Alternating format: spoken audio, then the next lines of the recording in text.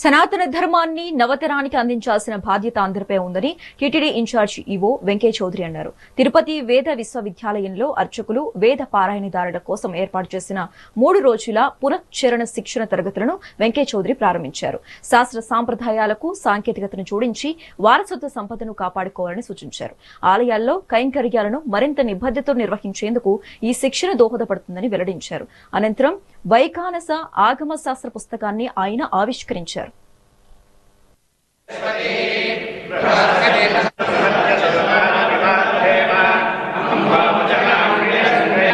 ज्योतिष्मतीं प्रसादय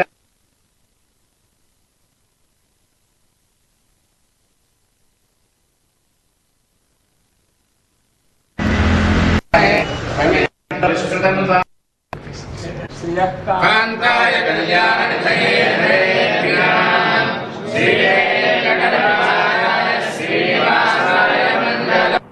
मुप्पై 4 మంది అర్చక పరిచారక, 15 మంది వేదాశీర్వాదం, 25 మంది పోటూరు నుంచి వచ్చారు. అందరికి కూడా ఆహ్వానం పలుకుతూ ఉన్నాను.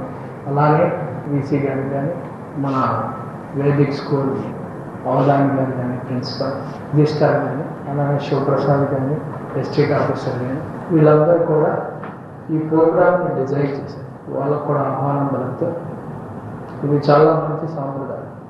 ఎప్పుడో స్టార్ట్ కావాల్సిన ఇటువంటి ట్రైనింగ్ ప్రోగ్రామ్స్ అట్లీస్ట్ ఇప్పుడు స్టార్ట్ అయింది.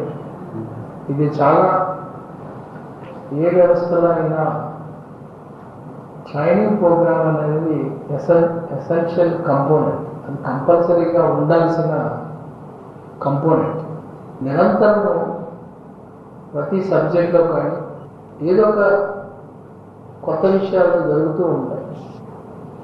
కొత్త విషయాన్ని నేర్చుకోవాలి అంటే ఖచ్చితంగా ట్రైనింగ్ ప్రోగ్రామ్ ద్వారా ఎప్పటికప్పుడు కొత్త విషయాలు నేర్చుకోవటం.